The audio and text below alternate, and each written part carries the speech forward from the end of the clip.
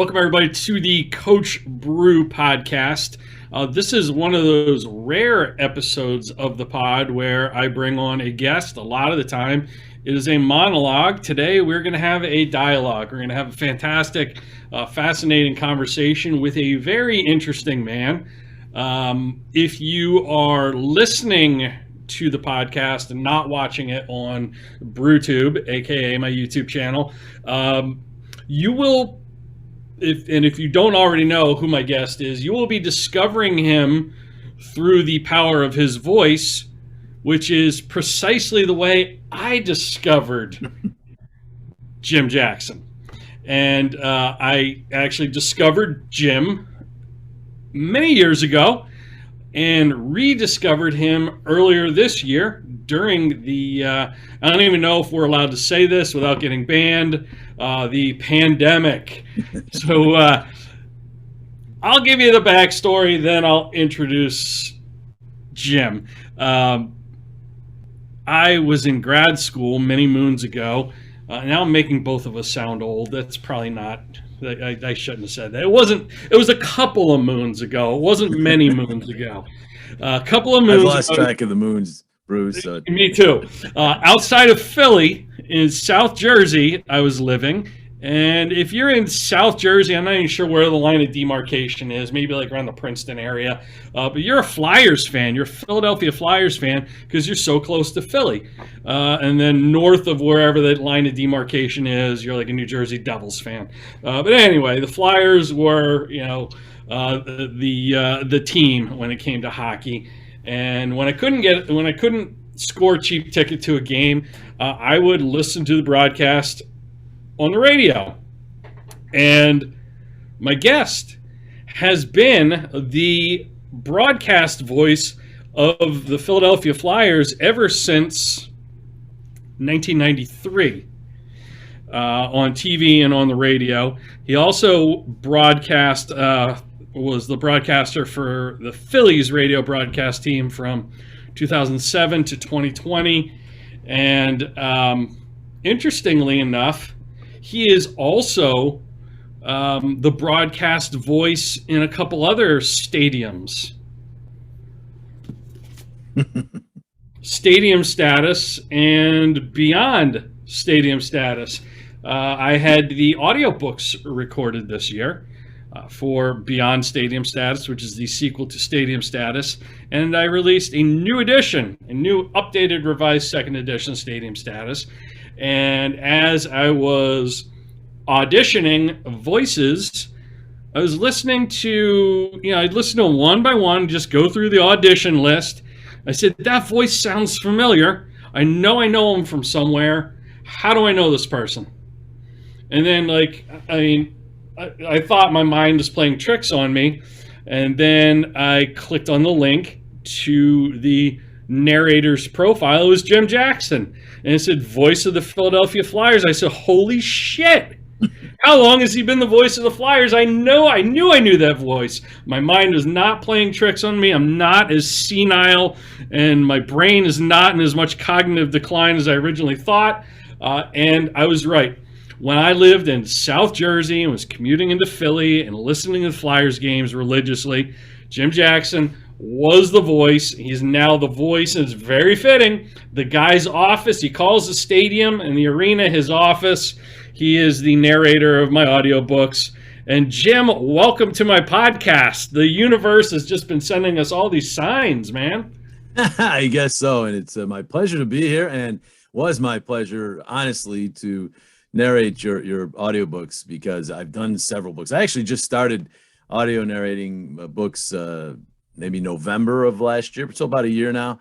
And the pandemic project? Yeah. Well, and also once I left the Phillies, I had more time on my hands, and we had a weird hockey year last year that started in January. So I had a couple months of nothing in November and December last year. Right. So I began a broadcast school, which we'll talk about, and also did some audio narrating. And I've done a lot of books in the time. I've done about one or two a month. So I'm, up near 20 now, and easily your two are the easiest I had to read. I mean, it was almost like I felt like I was reading my own writing at times. So, and some great life lessons. I mean, I know we're not doing this to sell your books or your audiobooks, but it's just, hey, you get paid on them too. So actually we are. On the audiobooks, I do, you're right.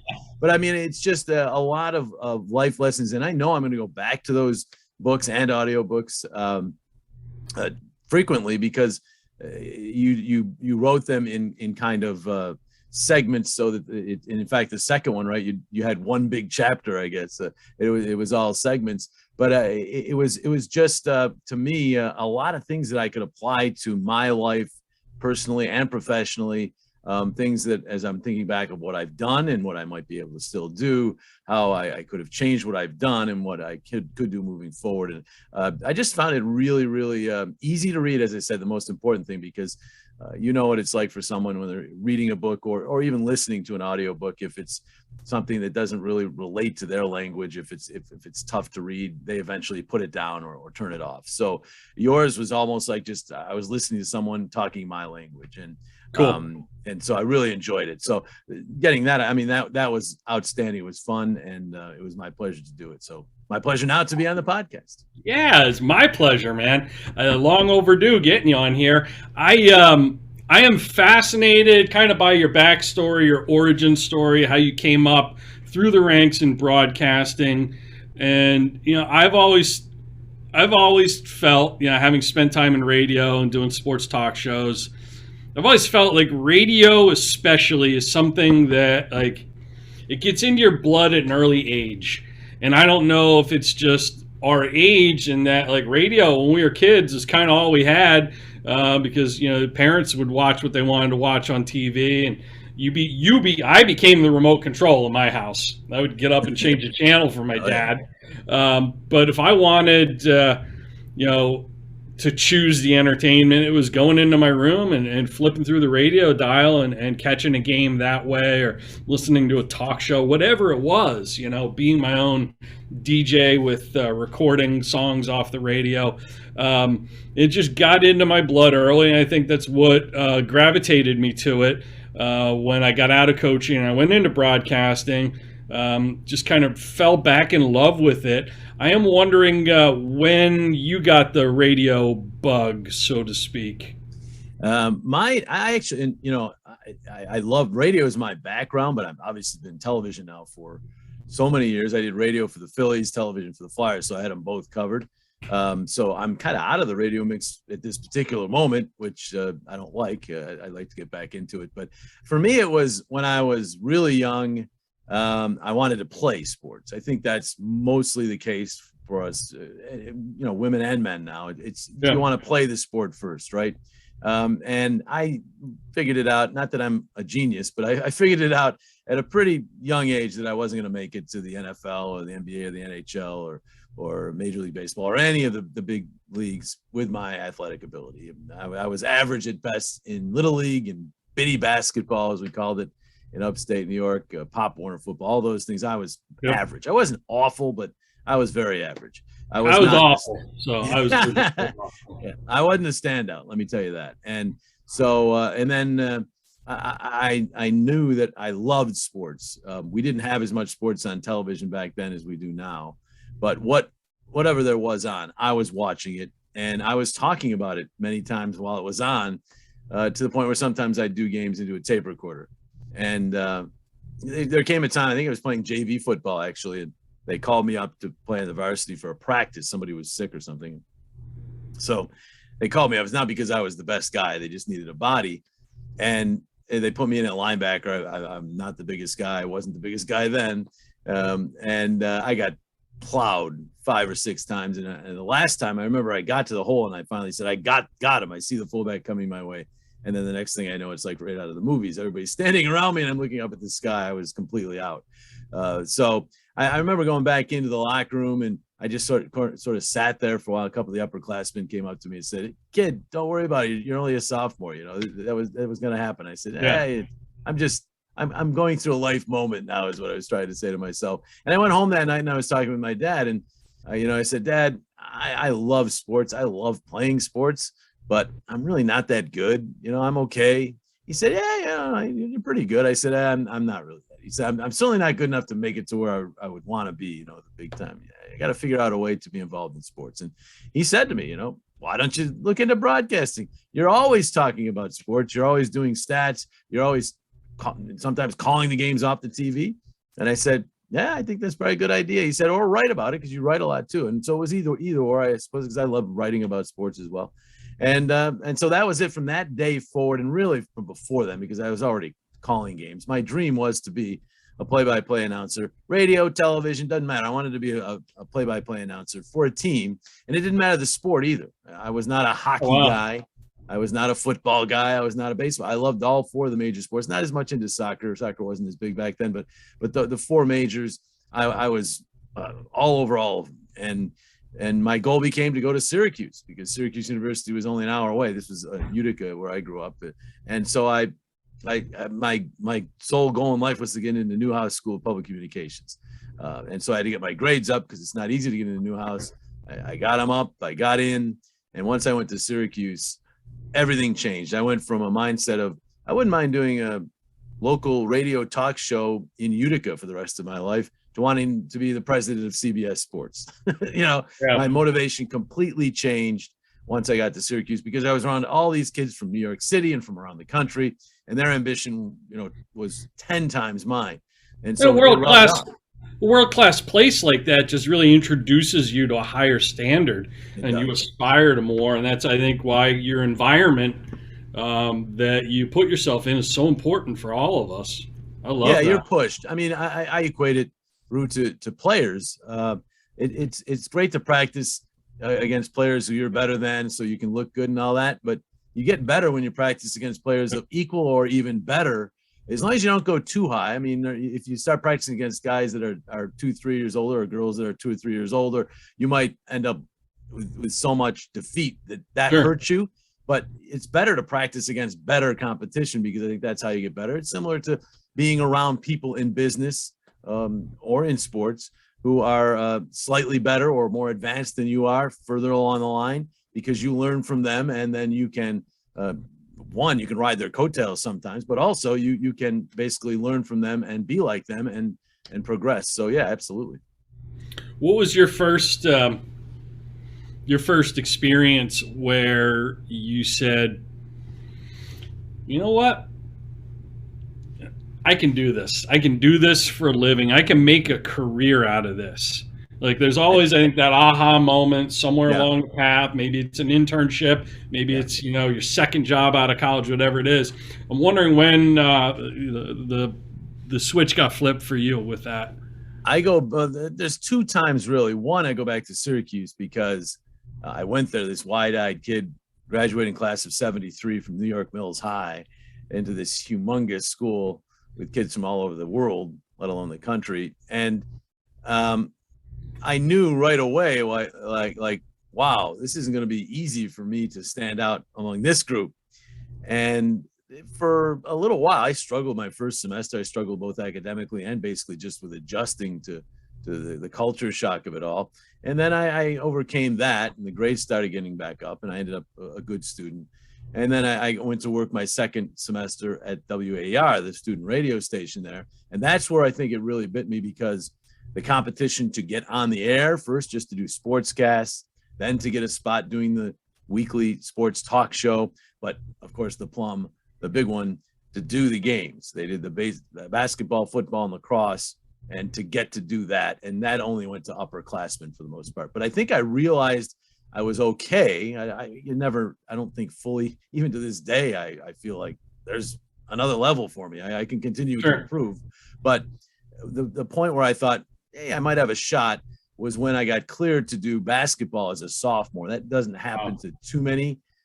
They were garbage games, Syracuse against a Division III team or whatever. But I was actually on the air with seniors as a sophomore. And, there were only one or two of us in my class that were cleared that quickly. So at that point, I started to say, hey, maybe I'm okay. But as quickly as that happens, Bru, I mean, my junior year, I was told by the sports director that I wasn't good enough.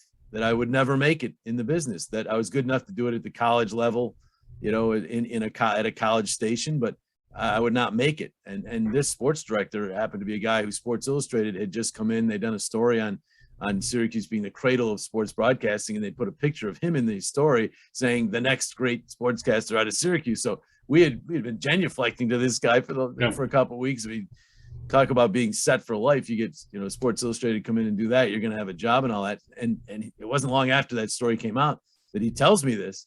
So just in this business, and I really think in any business, to be honest with you. You don't want to mention him by name and throw him under the bus? No, I never do. Okay. I mean, I've met him since. I've talked to him about it since. He went on to have a great career. What did he say when he kind of saw firsthand, like, you totally proved him wrong? And I imagine that him saying that. The conversation. Didn't even remember it. Wow. See, that's the thing. To him, it was a throwaway comment.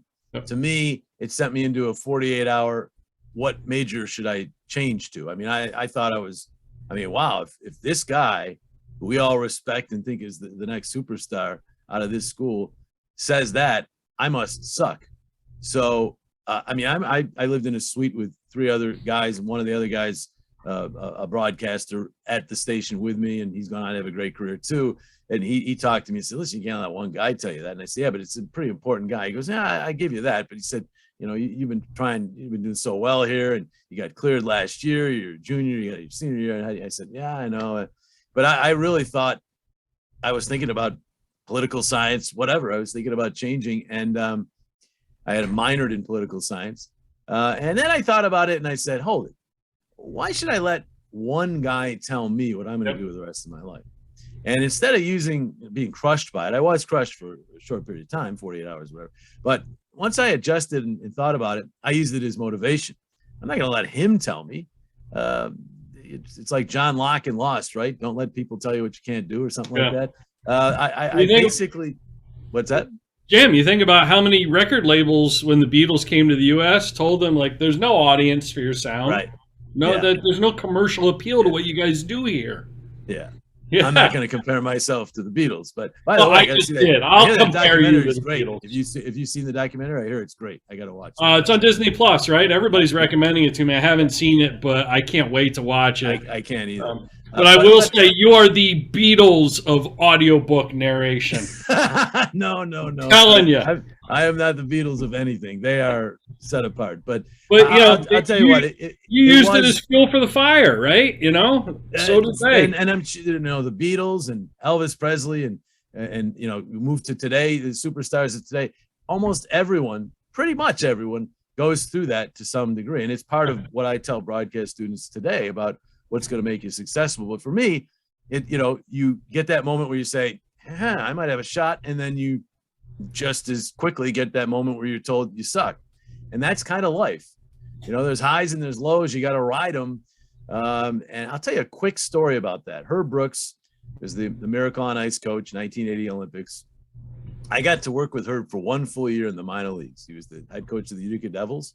It was my 5th year with the Devils. The first 4 years that it had Tommy McVie as the head coach, and he was this old school. He's one of my dearest friends, but this old school coach. I mean, if you lost, you got on the bus, not a word, completely quiet, zip your lips, think about what you didn't do to, you know, as far as the players go, what you didn't do.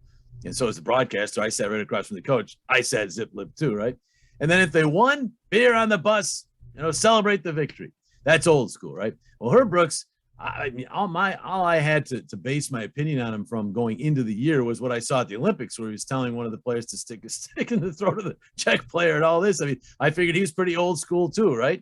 Yeah. So we get smoked 8-3 in our first game of the year. We're down in Binghamton, New York. I get on the bus and I sit right across from him, and I'm like sitting close to the window because I figured he's going to get on here and probably, you know, blowing his stack or whatever. And he gets on the bus and he comes over and he sits next to me, puts his arm around me and says, "So kid, what'd you think of that one?" And I'm like, coach, a bit of a loaded question. Because we lost 8-3. He said, "Oh, but there were a lot of positives." And he talked about, you know, a couple of young players he saw good things from. He said the team didn't quit, and he was really positive. And, you know, he went back to his seat, and I'm thinking, wow, did I misjudge this guy? So then 2 or 3 games later, we're on the road and we win a game. And I get on the bus And, I figure, okay, this is going to be a great bus ride. And he gets on the bus and he's got the sourpuss going.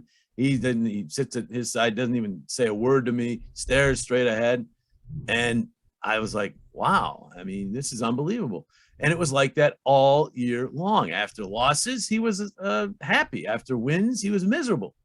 And I'm like, this guy is, he's been called a genius. He's been called this. He authored The Miracle on Ice, but I think he's a lunatic. I was thinking, well, what it was, and he never explained it to me. I figured it out. When you lose, he didn't want you getting too low. And when you win, he doesn't want you getting too high. So he was trying to be the buffer to keep his team on an even keel. Well, throughout life, we kind of need that, maybe not to that extreme, but we get a little full of ourselves when we're on a high, and we start maybe neglecting some of the things that really truly mean the most to us and that we should be concerned about most. And then when we're low, and I've had some lows here in recent times. I mean, I lost the Phillies job. It wasn't like I left on my own. They chose to eliminate my position. They said the pandemic, but that was a low. I lost 40% of my income, and I lost doing a game I love. And it wasn't any fault of my performance. They made a cut because the budget was being cut. And, it was tough. I was basically going to a funeral of my wife's best friend who lost a 16-year battle with cancer. I found out that day. It was a real rough time. And, it's not like everything's always roses. You can pick out your favorite movie star or a rock star or singer, author, anybody that you think just has life by the what. They have moments like this. They have had them in the past. They're going to have them in the future. And we only get to see their highlight reel. We don't see their blooper. Exactly. Yeah. And life is about being able to deal with that. And I've taken that from Herb Brooks to my life. When things are really, really negative, I've got to try to, level it off and be positive. And when I feel like, hey, I'm rolling now, don't get too high on yourself. That's not a good thing either. Yeah, I think it's really interesting that, during that, I believe, correct me if I'm wrong, during that time, in your transition with the Phillies there, isn't that kind of when you reinvented your business model and you created basically an online broadcasting academy for people where you could mentor? Yeah, and this is, a lot of what I went through with the Phillies. And, I was it March when we connected, but when I first read your book, so much of what your books are about or what I was dealing with in the last calendar year to 15 months. And we've all had to deal with so much, of course, over the last year and a half with the pandemic. I said it.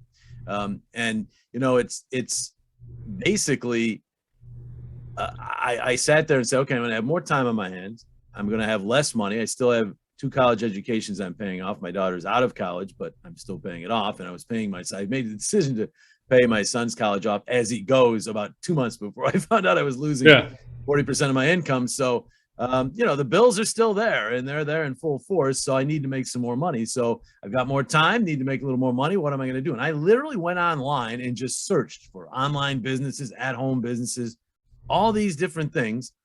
And the audiobook narration came through that. That's where I found that. The broadcast coaching was something that was brought to me by a person in the business who said, you are made for this. Yep. And I at first was like, I don't know. I never saw myself as a teacher necessarily. I've talked to people, mentored people for many years, as much as I could with the time constraints I had. But this was to do it in an organized, structured way. And to people I didn't know, most of the people I had mentored, I had some familiarity with. Yeah. So this was, I tried it starting last November, and it was unbelievable the response I got to just individual sessions.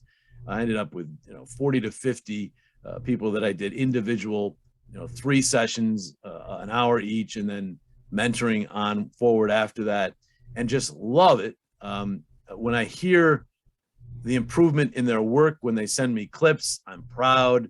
When I hear they get a couple of them were already in the business and got promoted. One of them was doing junior hockey. He got promoted to the AHL. That's awesome. Doing a session with him tomorrow. He wants me to go over some of his AHL work and try to work on some of the details. I mean, I'm just thoroughly enjoying it. It's rewarding. It's all about what you talk about in your book in terms of legacy giving back. I mean, I'm not doing this to develop my legacy per se, but I would love Bru to maybe in 20 years. I mean, I'm going to be done broadcasting well before then, but completely retired. Maybe I don't know if I'll ever be completely retired now, because I love all these other things I'm doing, and I think I can do them until whatever, because I control that. Somebody doesn't pay me, hire me to do that. But and because you have kids in college.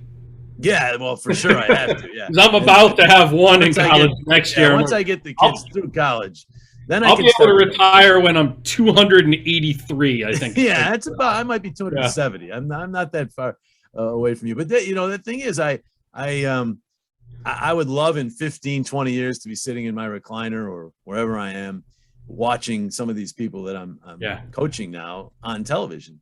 That would be so cool. So did you hear what you just said? What was that? Did you hear what you just said? I did. These people I'm coaching now.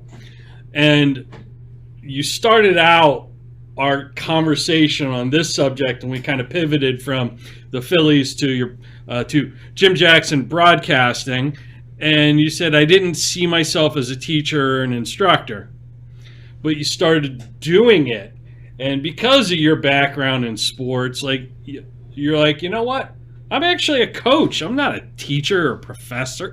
I'm a coach. And then you just said, these kids, these students that I'm coaching. Yeah, that's true. I just think that, it's a natural fit for you with your expertise, your background, your skill set, to be coaching these people and giving back. And I think it's an incredible opportunity for them. And they're obviously enjoying a lot of success. So, for people who are listening to this and would be interested in your instruction, your coaching, or maybe they have, maybe they're a member of the older persuasion like us, and they have a kid who's going into broadcasting. What's the website? How can they learn more about it and get in touch with you?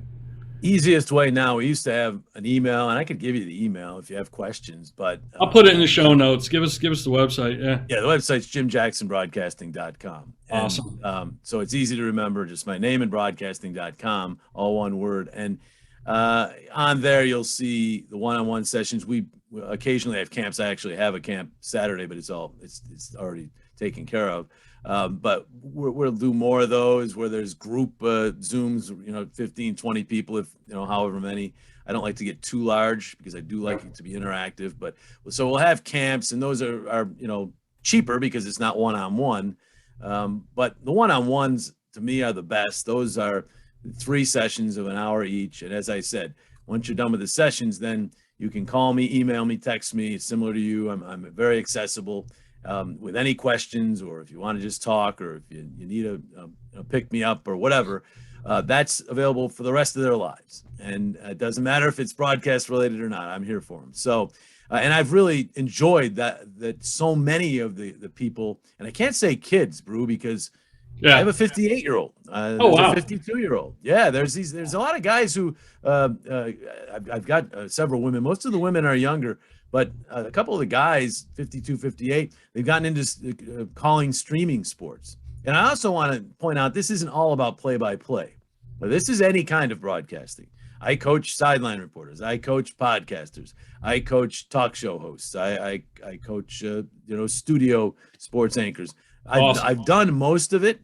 I haven't done the podcast. That's the one thing. I've guested on a lot of them, but I have not actually done a podcast. But I've seen enough of them to know what works, and I've done everything else pretty much in this business. I did sideline for NHL Radio. I did studio work for NBC Sports Philly. I've done obviously play-by-play. I've done pretty much all of what you can do outside of being an analyst, which I think is mostly safe for ex-athletes, and podcasting, which I'm pretty familiar with via being a guest. So and so I don't want people, just because they're not a play-by-play enthusiast per se, to say, oh, this isn't for me. Any form of broadcasting, I'm basically there for you. You got some really cool advice early in your career from Gene Hart, who was the original Flyers broadcaster. What did he tell you that has just served you so well ever since then? A little something about 10%, I think. Yeah, Gene, he's a And this legend. applies well beyond broadcasting. Like It this, I think does. applies to life and everything. I agree. So I I love it agree. because it's wisdom. It's not just, a mentor protege kind of little nugget of coaching wisdom. It is life wisdom. Yeah, and it's easy to measure it from a broadcasting perspective, but Sure. you're right. It is something that you can apply to any realm of life, really. So Gene, he's a legend, right? He's a Hall of Fame Yep. broadcaster. He was here from the very beginning of the Flyers. I get here in 1993. Gene's beginning to wind his career down, but he's going back onto television. Doc Emmerich, who had been here, talk about having some great broadcasters here before me. Yeah.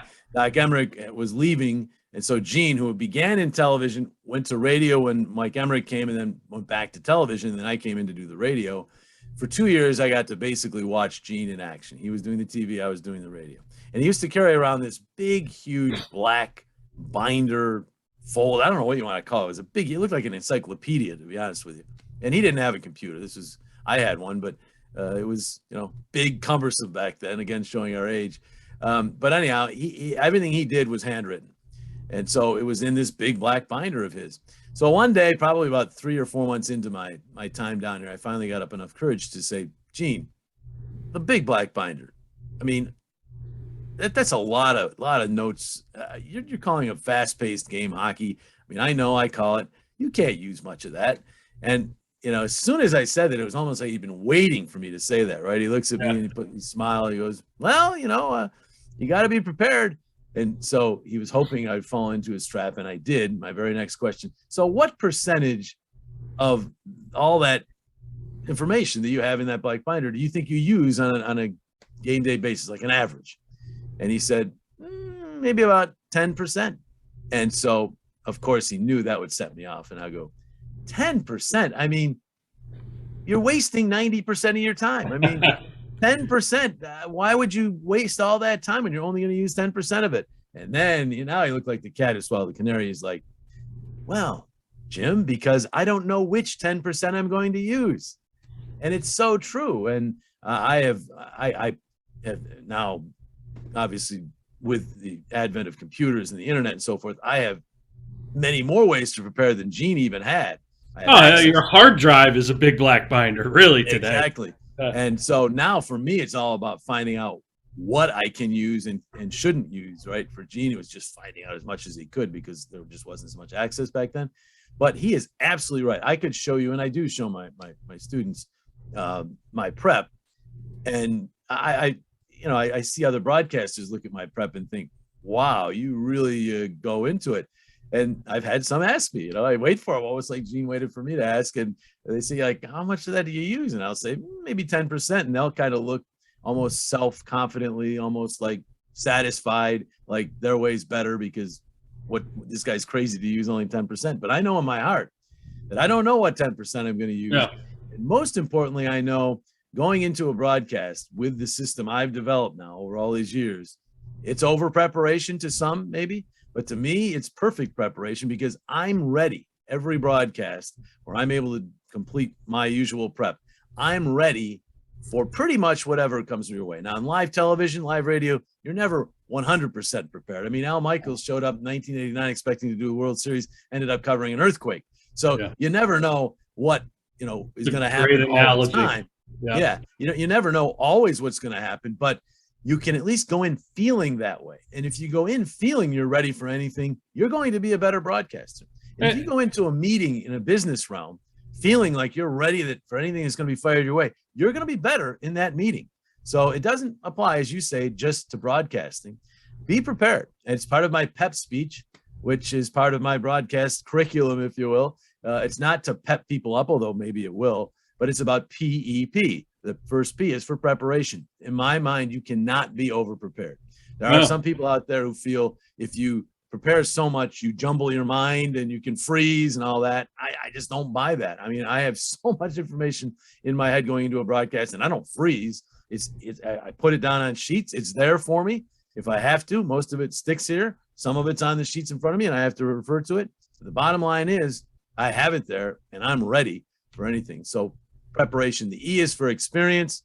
which is about getting as much of it as you can. And my feeling there, Bru, is that there's no such thing as bad experience. Now, you're going to say, and everybody does, Jim, come on. You're living in a pretty utopian society or way of thinking. If you think there's no such thing.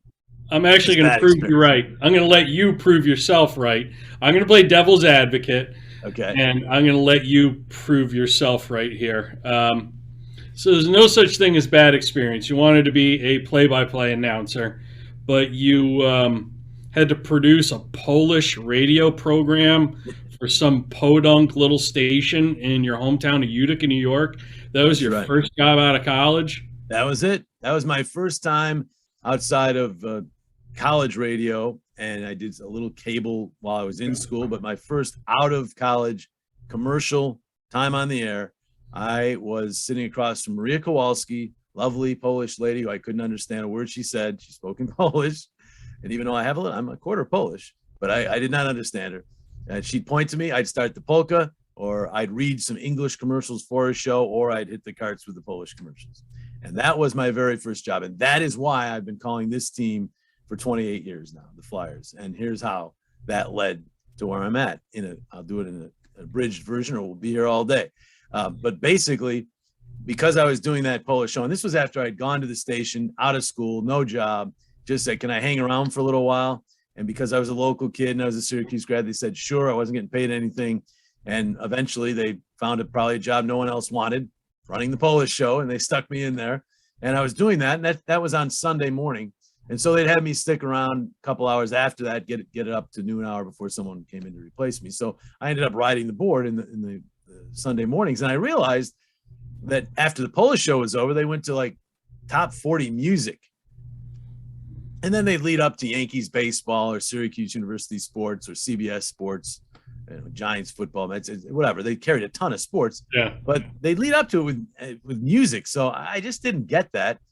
And I said, they should have a sports talk. They had a sports talk show Monday through Friday at 6:30 to 10, and around their sports that they carried during the week. Why not have it on the weekend? So I put together this written proposal. And I'm 22 years old, just out of college, hanging around. I'm not even working technically.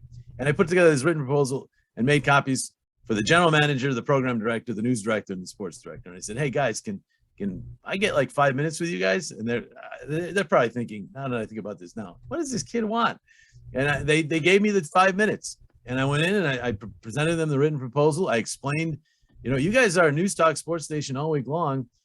Let's keep the sports going on the weekend when we're carrying sports anyhow. And I'd be glad to do the show. And they took me up. They called my bluff. It wasn't really a bluff, but they called it because I then worked from noon to midnight, Saturday and Sunday. So, when you're out of college, 22, you like to party, and maybe that was gone. Social life was gone, but I loved it, Bru, because I was on the radio. I was doing a talk show at 22 and leading into sports. And of course, because I was working 24 hours in the weekend, rather than pay me part-time money, they gave me 16 hours of news reporting or helping the sports director out during the week to get me to 40. And I had a full-time job.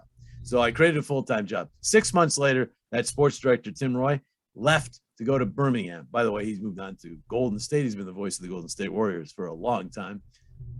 He kind of did well, but he left. And so who else to take over as sports director but me? So now I'm 23 and I'm sports director. I'm doing high school football. I'm doing minor league baseball, low-level minor league hockey. It was called the ACHL back then. It's now the ECHL, and New York Penn League baseball. So I'm doing all these things and the talk show and the sportscast and just loving it, getting reps, getting experience. 9 months after that, the New Jersey Devils decided to move their AHL franchise from Portland, Maine to Utica, New York, and our station gets the rights. So guess who's doing AHL hockey at 24?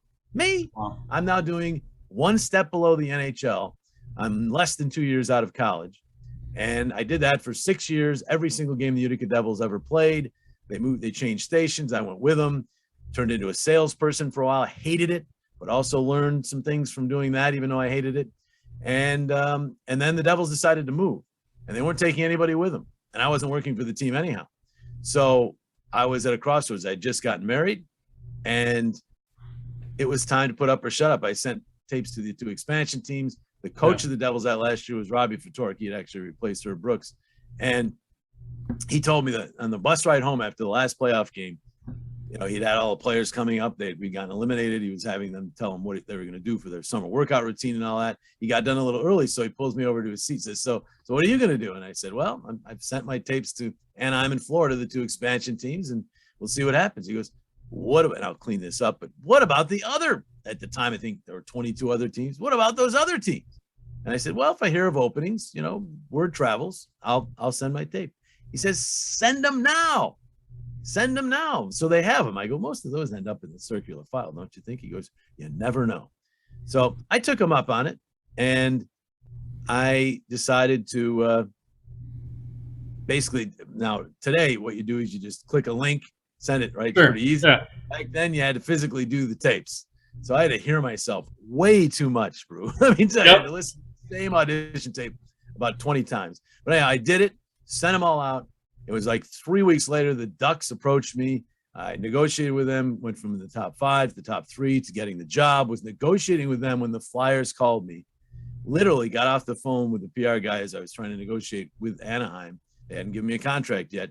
When the Flyers called and said, "Hey, we have some changes in our broadcast department. We're really interested in you off that tape," which was a tape I wouldn't have sent if it hadn't been for that conversation with the coach. Yeah. The bottom line is, I got the Flyers job. It was a more attractive job. I thought at the time they'd be winning a cup before the Ducks. I was wrong in that one, but the bottom line is, if I didn't have the wherewithal out of college to A, go to the radio station and say, "Hey, can I hang around?" and B, For free. put forth that show. For free. Yeah. And do a Polish radio show. And if I wasn't on that Polish radio show, noticing their weekend programming to me didn't make sense, I wouldn't have been there when Tim Roy left. Yeah. And then I wouldn't have been there when the Devils came to town. And so I would not have gotten an NHL job. So the reason I've been able to call these games for almost 3 decades is because I did agree to do something for free, and I did a Polish show, and it got me started. So I tell that to people all the time. Experience is not necessarily going to be exactly what you want to do, but it might get your foot in the door. It will make you better at something. And the reason, Bru, I say there's no such thing as bad experience. There are bad experiences. We all have them. I've had many. I was told I sucked. That was a bad experience.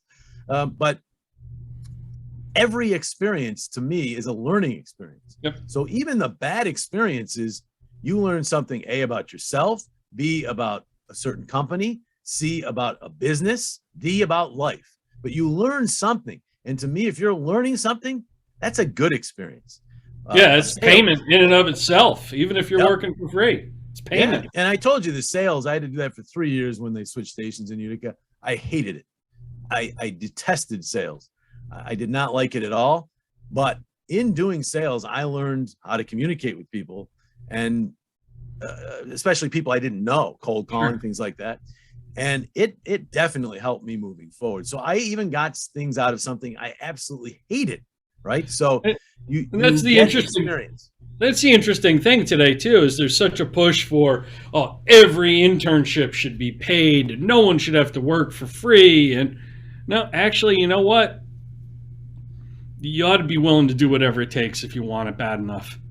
Absolutely. And oftentimes, and I look at what you did, and I don't think this is a small detail. I think this is a big detail, because how you do anything is how you do everything.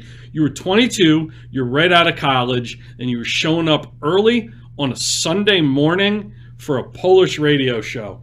Yeah. I mean, most kids your age are pouring themselves out of the bars, or they're hungover asleep on a Sunday morning after a late Saturday night. So just by the sheer fact that you showed the station's ownership and management, here's somebody who's a professional. He's on time. He takes it seriously. Even though he's not getting paid, he wants to make the most of this opportunity. And when you make the most of whatever you have, where you are while you're there, that always will lead to something more, whether it's there or elsewhere. I love that story because it led to something more there and ultimately then elsewhere. And we can't connect the dots in the moment. We can't connect the dots looking forward. We can only connect them looking back.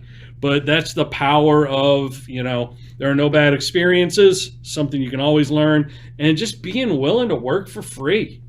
Yeah, incredible. My biggest message I just did a cameo for a young broadcaster last night, and I said, PEP is important. Preparation, experience, perseverance. That's very important. But the one thing I want anybody who does my class or even just talks to me about the business to get is have a dream, chase the dream. But in order to chase that dream, as you say, you got to do something. It's not just going to come your way. And I had this passion to be a broadcaster. It was a deep passion. I really wanted it badly. And almost all the people I'm coaching are certainly in that realm. The want is there. So if the want is there, you translate that into work, you translate that into preparation, getting experience and showing perseverance, then you have a much better chance of being successful. And that's really what it is in a nutshell. I mean, that's to me, a lot of people have dreams and unfortunately don't feel like they're attainable. Yeah. And that to me is really sad. We need people to think dreams are attainable because we need more people, Bru, in this world in general, working, doing something they love. I do think some of these at-home businesses that have been created, and we've actually learned a lot about that through the pandemic as well, and things have been created such as Zoom and other things that have helped us be able to do it. I think it's allowing more people to do what they really want to do as opposed to going to a 9-to-5 job they hated. And I think for our mental health, that's a really good thing. So find a passion, find something you love, find a way you can monetize it, make a living. If you want to be rich, okay, that's something you might have to look into. But I can tell you right now, a person who's got a job where they're making enough money to be at least comfortable, raise a family, and they love their job, they're going to be happier than a millionaire who hates his job. Yeah. And it's just the inner satisfaction of every day, every weekday at least, and for some of us in sports, weekends too, going to do what you do and enjoying it, feeling fulfilled and feeling like you're giving something back is more important than green beans. Being part of something bigger than yourself too, I might add. I mean, I don't know as if when we're doing it, Bru, we think that, but it's probably true. I mean, I will hope that years from now, I'm hearing back from a lot of these people that I'm coaching and here's some great stories. It might not even be in broadcasting, but some stories about how something they picked up from my coaching helped them. And that'll mean the world. It already does when I hear it now. But if it's 5-10 years down the road, it'll be that much more. It'll mean that much more. I had a person, young lady who was I can think maybe about 10. They showed me the picture, or she had her picture taken with me with her dad, and she said she wanted to get into either broadcasting or public relations. And I had a long talk with her, and it happened many, many years ago. Well, we're in Prague for the game to start the 2019-2020 season. The Flyers and Blackhawks are playing over there. And this guy comes up with this college-age woman, and it was them. I didn't recognize them. But they had the picture. They showed me the picture, and they showed me a letter I had written after our meeting telling her to, push, go for your dreams, all that stuff we had just talked about. And she had taken a picture of it or whatever and framed it. And it was something she had in her room at home, then in college. And she said it was a driving force for her.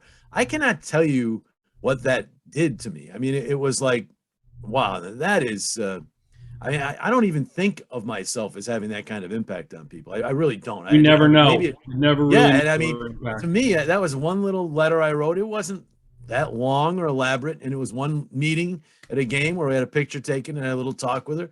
But it meant that much to her, and she's in PR now, doing very well. And to me, it was like, wow. I mean, if I get that 5 or 6 times from some of the people I'm talking to now, 5 or 10 years down the road, I'm set for a happy retirement. Let me tell you. Because that's legacy right there. We talked about legacy earlier. That's legacy, you man. hope for it with your kids. I mean, mostly my son and my daughter.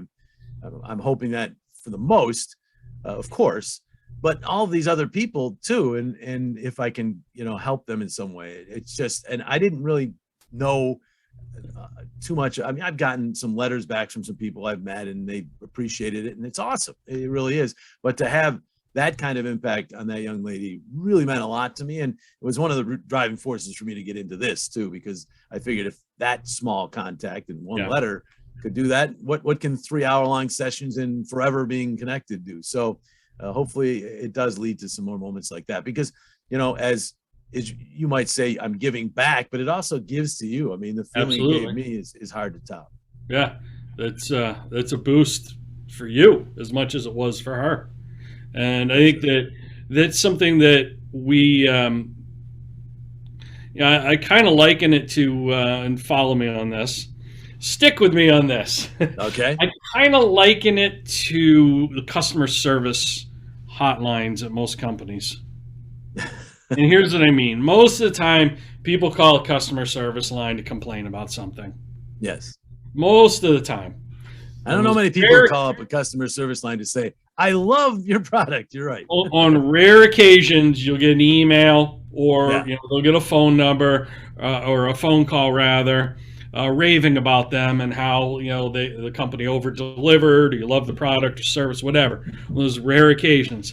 Well, I think our work that we all do in every industry is a lot like that hotline, in that you're going to hear a lot more negativity, but there will be a few people who really appreciate what you've done for them or inspired by you and share that with you. Now, also, there will be a lot more people who just don't make the call. And they may have benefited just as much as that young lady, but they didn't reach out to you. And we just never know when that call's coming. But we have to trust, and keep the faith that we're doing what we're doing because we know we'll impact people. Whether we hear from them directly or frequently or not at all, eventually it'll come around. And I really believe that. But, and I share that because I do think that what we're living in this time right now is kind of an appreciation deficit, where we don't reach out and say thank you enough to people. And just look at that influence that, I talk about it in Stadium Status. What you did is the power of a handwritten note. Oh, yes. Handwritten note has the ability to be framed, hung up on a wall. She didn't hang an email, It was framed and hung up on a wall and looked at every single day. It has staying power, and it shows a personal touch.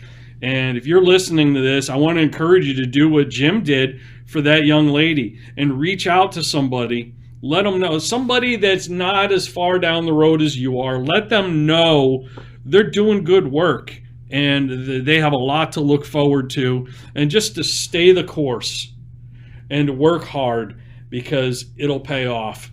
And it's just it's an incredibly important message for everyone right now, especially. So you share a lot of really powerful stories and moments and lessons. I think that's the most powerful one, man.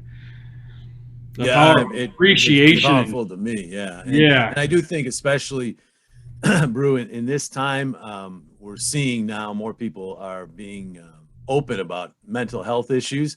We don't know, quite frankly, 90% of the people out there who are having mental health issues.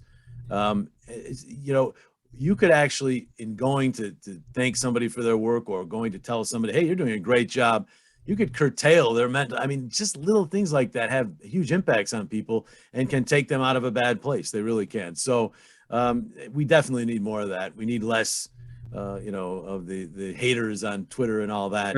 We're not going to get less of that. Let's be realistic. That's just going to be out there. But we can, at least from those who want to do well, be more open with our compliments or just our offer of support, because that's something that I think a lot of us need. I need it at times. I'm sure you do too. I mean, we're all vulnerable to we're humans. So, it's not, I still like having someone tell me that they liked something I did, right? I think we all do. And I think it fuels us. So you should do it to someone else as well. I totally absolutely. So Jim, let me ask you this. You narrated Stadium Status. You narrated Beyond Stadium Status. What is another impactful book that you narrated that you think people would be interested in? You think my audience would be interested in? Yeah, I've had a wide variety. The last one I did was on tennis, believe it or not. So if you're a tennis player, that would motivate you, because it's all about how to play tennis and the mental aspect of tennis. Awesome. But it had a wide variety, Bru. I mean, one that I learned a lot about was called the Bitcoin Revolution.